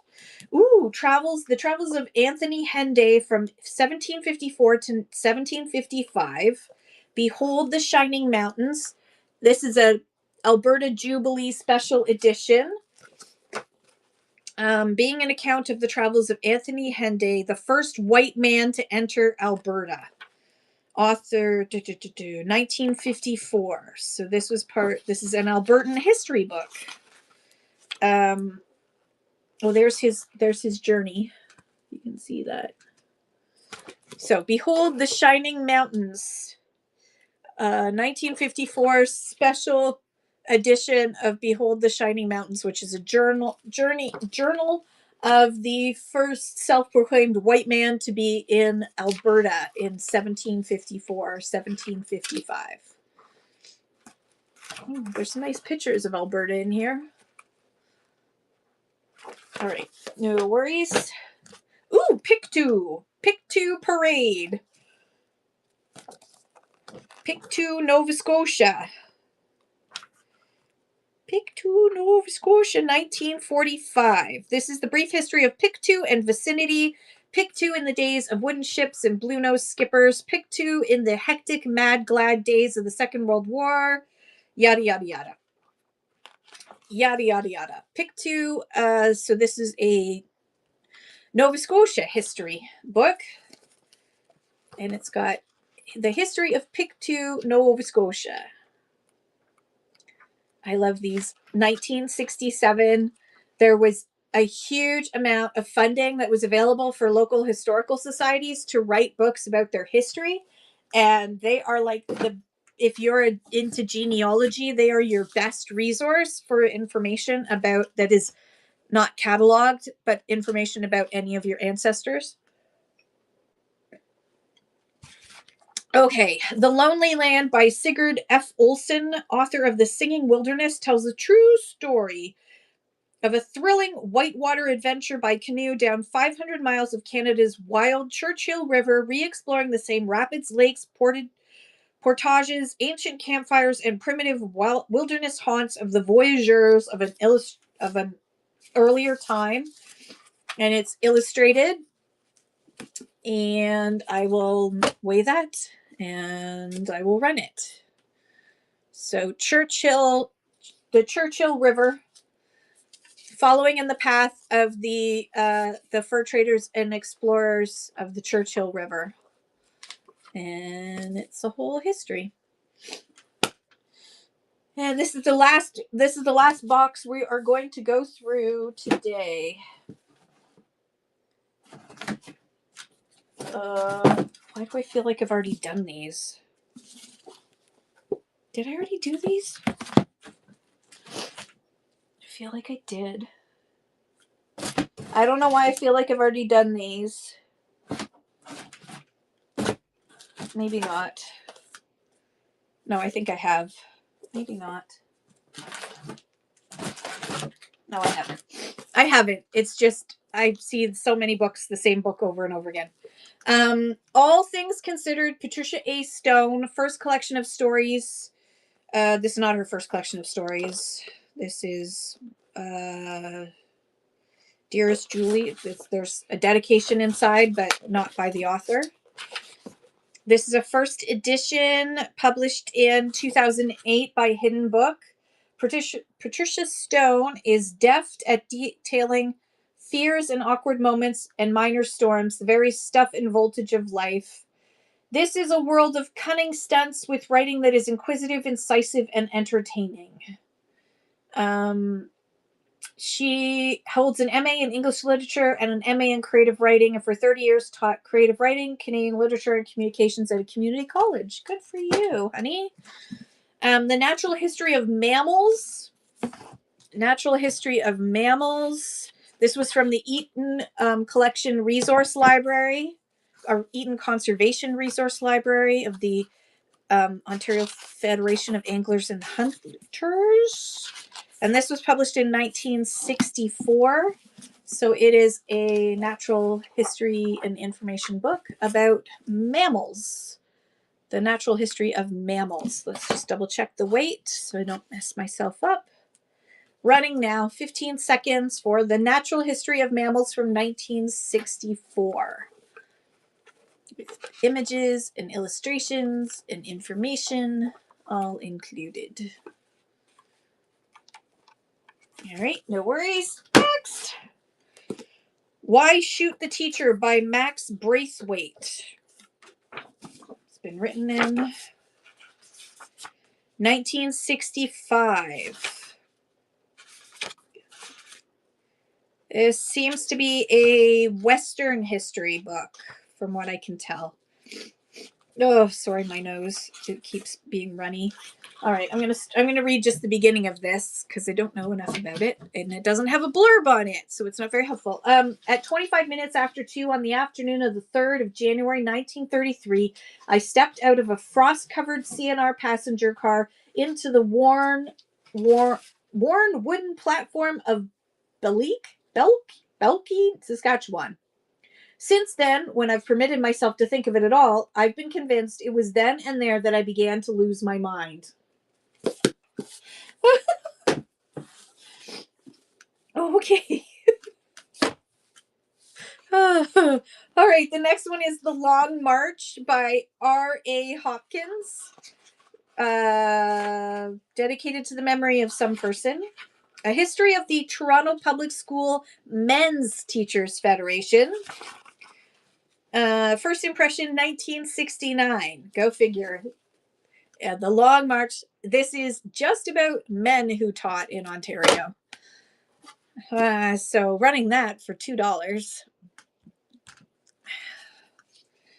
because it was mostly women who taught. But we need a book all about the men. So this is all about the Men's Teachers Federation of Ontario. Everyone needs one of these. I don't know why they don't automatically give us one when we graduate from high school. Go figure. Okay, Memories Wall by an autobiography of Flora McRae Eaton. I just have a second copy of this. This is why it became familiar to me. Oh, this one is actually signed by the author. There she is, and she signed it. Ooh. Flora McRae Eaton, 1956. I did run one of these the other day, but this is a different copy, and this one's signed by Flora McRae Eaton. Toronto was still a small town, and the Eaton organization a local phenomenon when Flora McRae from the village of Omemee in Ontario first met young John Craig Eaton. In her autobiography, Memories Wall, Lady Eaton has much to say of the company of which she was for years an active director. Okay. Oh, this one's interesting. This is also medium. Close to the Charisma, My Years Between the Press and Pierre Elliott Trudeau, written by Patrick Gossage, I guess. I'll read the blurb. Here we go. 15 seconds. Throughout his political career, Prime Minister Pierre Elliott Trudeau elicited strong responses from supporters and detractors alike.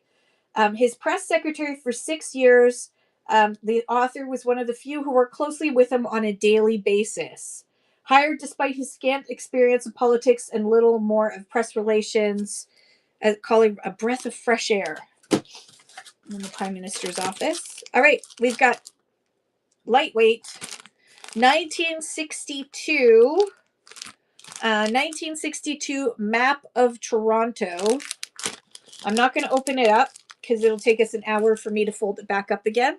But 1962 map of Toronto. Running that for 10 seconds for $3 from FINA, Canadian Petrofina Limited, which honored in the US by Chevron, Atlantic, American FINA. I didn't know there was a Canadian FINA credit card. It's a credit card.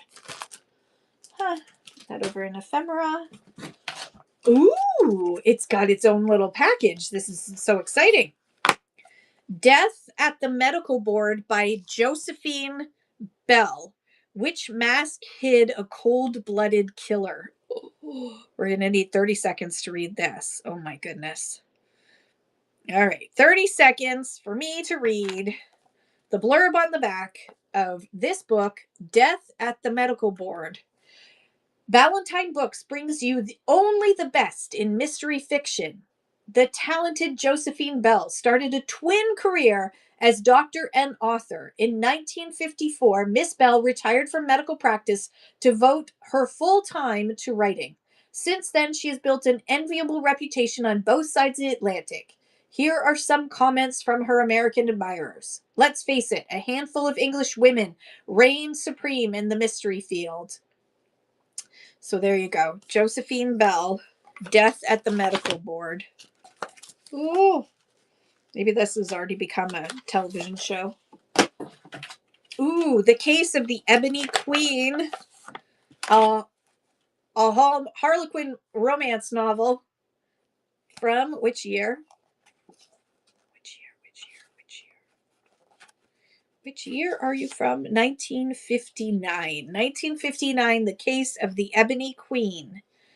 Derek Patterson was a private investigator, not a bodyguard, and therefore he didn't relish the idea of playing nursemaid to J.B. Elliott's daughter, a green-eyed brunette with the appropriate nickname of Minx.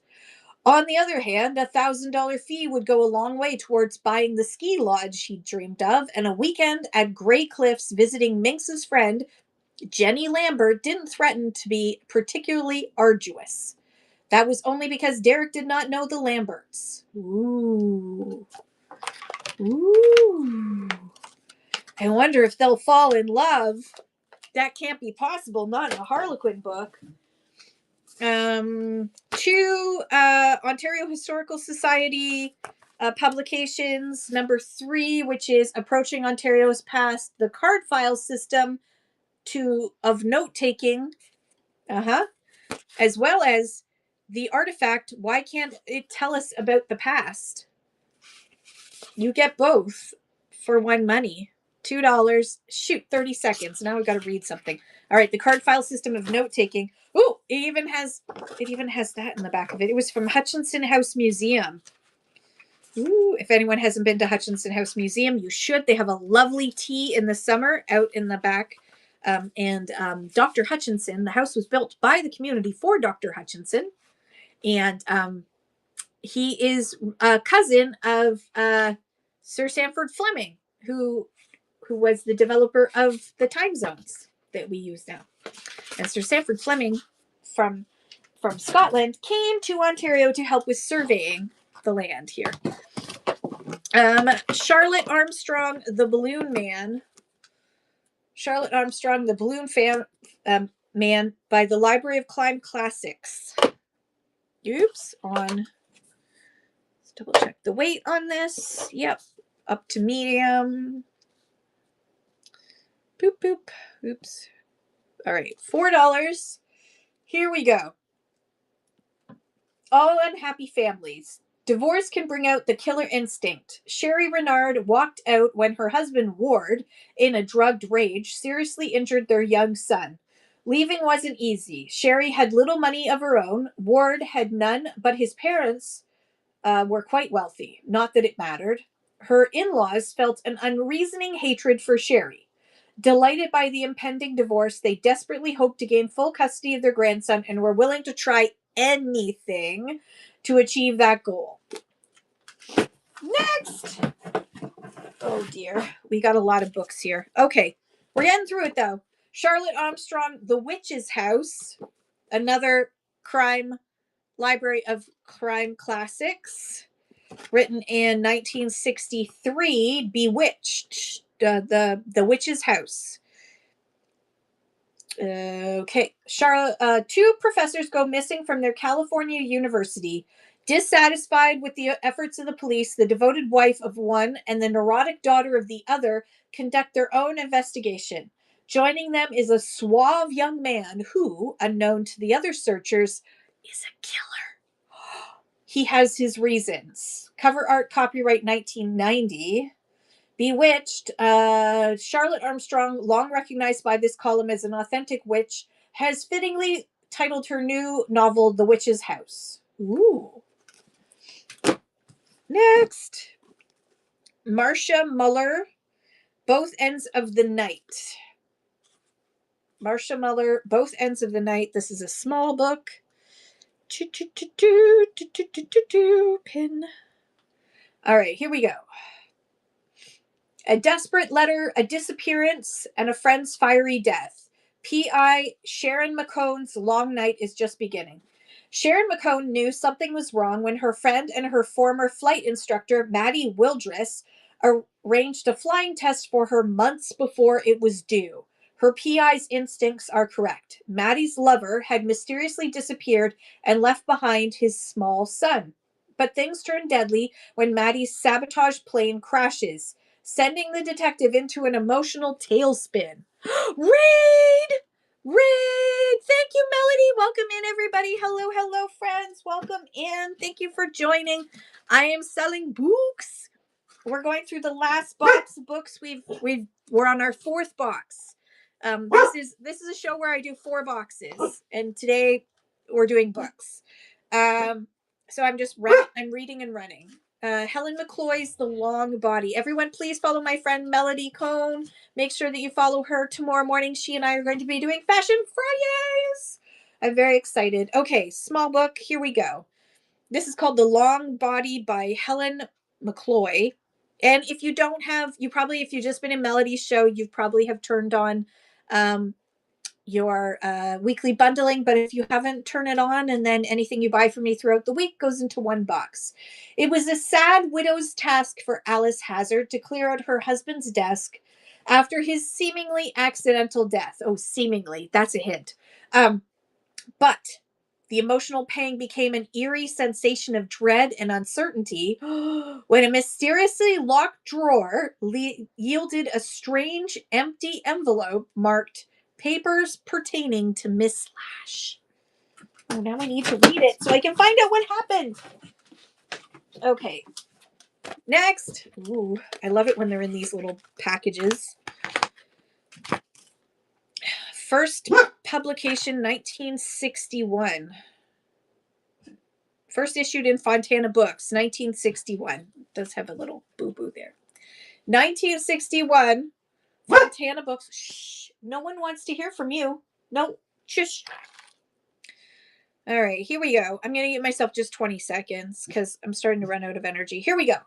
It entertained Hilda Gaisley to speculate about the strange woman who walked the riverbank at sunset.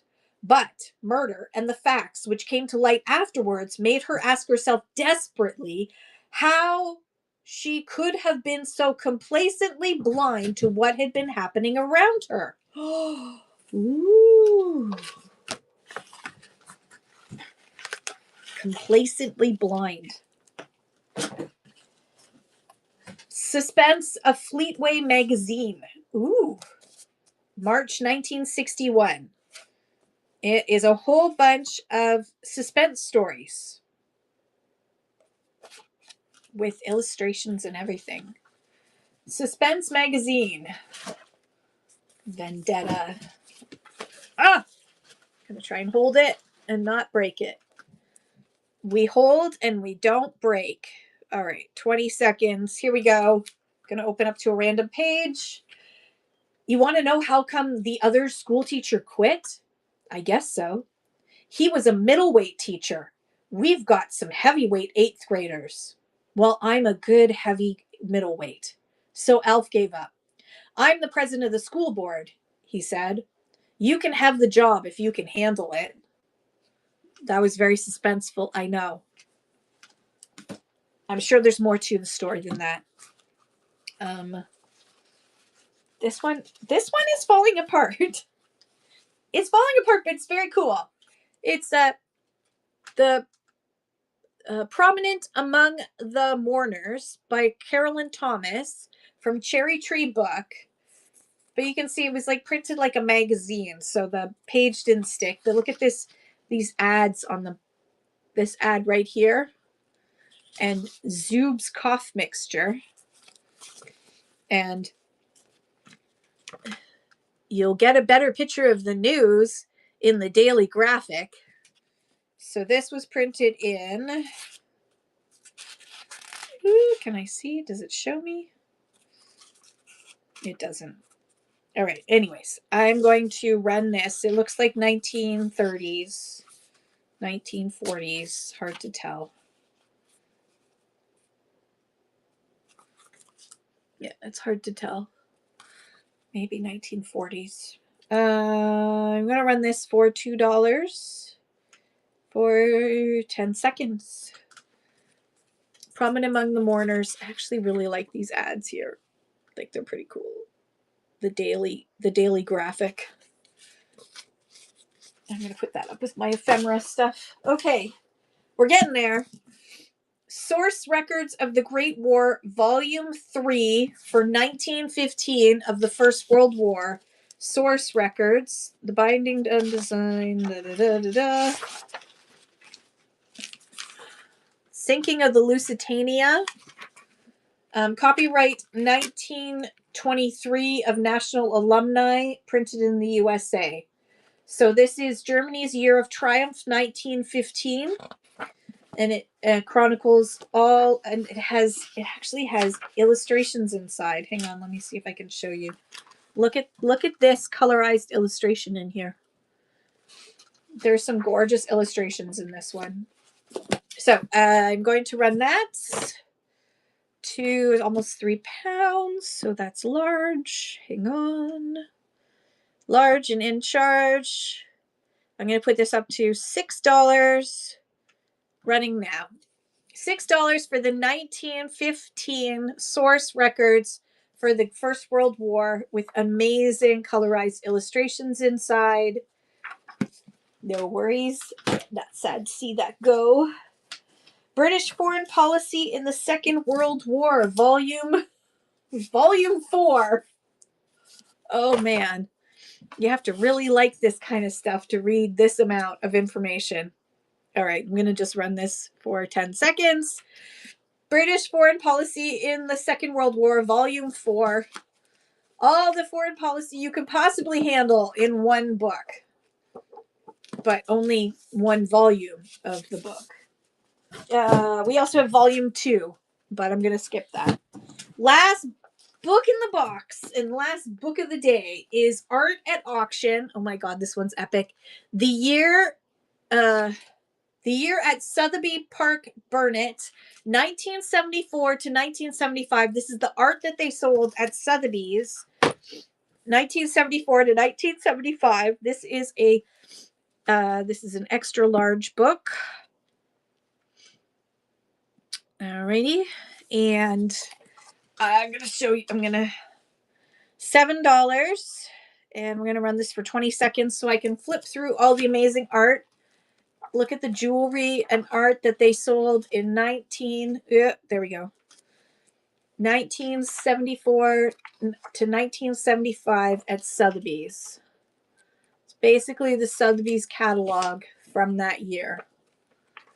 And these catalogs are highly prized because it contains so much information about his history. It's like having Antiques Roadshow on your table. Oh my God, I love all this art. I love all this art. I wish I could do something with all this. Okay, focus, Kim. All right, so that's it for me. Thank you guys so much for hanging out with me. Thank you everybody who bid or just hung out and had some fun while we read through some books. We got through 4 books, so life is good. I think we're gonna, let's see who's on right now. Full Tilt is on right now. So we're going to go visit Full Tilt. Got a new jewelry box full of jewelry. So we're going to go check that out. I love you guys so much. Have a great day. I'll be back on tomorrow morning for Fashion Fridays with Melody Cohn. See you then.